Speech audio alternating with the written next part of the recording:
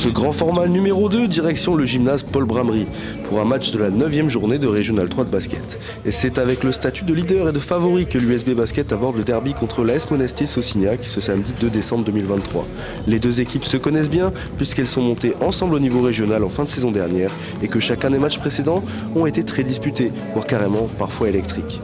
Deux promus donc, mais aux trajectoires absolument antagonistes. Si Monestier n'y arrive pas depuis le début de la saison, 8 défaites en 8 matchs, Bergerac, lui, défie tous les pronostics avec 7 victoires et une solide première place au classement.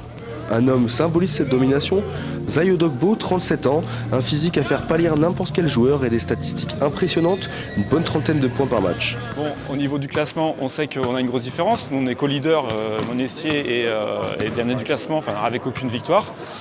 N'empêche que voilà, c'est comme tous les matchs. Depuis le début de la saison, tous les matchs, on les prend un par un, sans s'occuper forcément du classement, sans s'occuper de ce qui peut être dit à droite, à gauche, parce qu'on n'est pas à l'abri d'une surprise. Un match, c'est 40 minutes.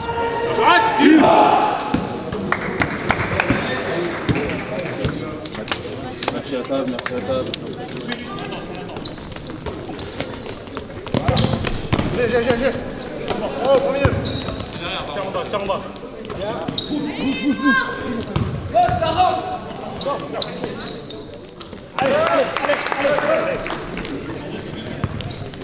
Les Bergeracois vont rapidement mettre fin au débat. Après quelques minutes en apparence équilibrées, l'USB passe la seconde et assomme leur adversaire en comptant plus de 30 points d'avance déjà au début du second quart-temps.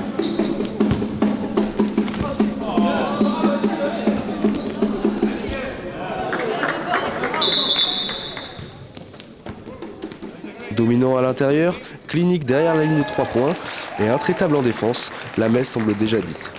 Un petit relâchement profite à Monestier qui réduit légèrement et maintient le score à la mi-temps. Au retour des vestiaires, l'USB accélère sous l'impulsion notamment de Mati Jeannot, 34 points au final, et l'inévitable Zayo Dogbo, 30 points, et creuse encore l'écart, possession après possession.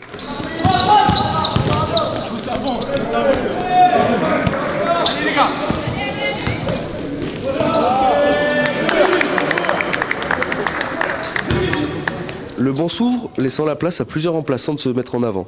Et bien que la décision soit faite, chacune des deux équipes donne le maximum jusqu'à l'ultime seconde. Score final 119-60 Bergerac, qui conforte sa première place au classement. Ce sera une autre paire de manches pour les Bergeracois ce samedi 10 décembre, qui accueille le Bordeaux Étudiant Club, 4e du classement.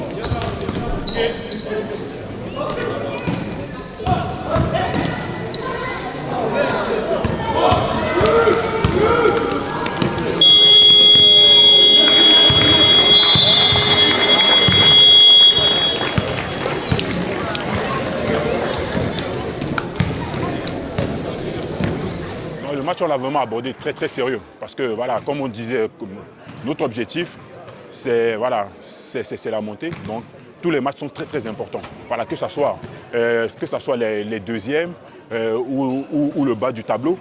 Voilà, on s'est dit, on reste à fond, on se bat, on ne lâche absolument rien.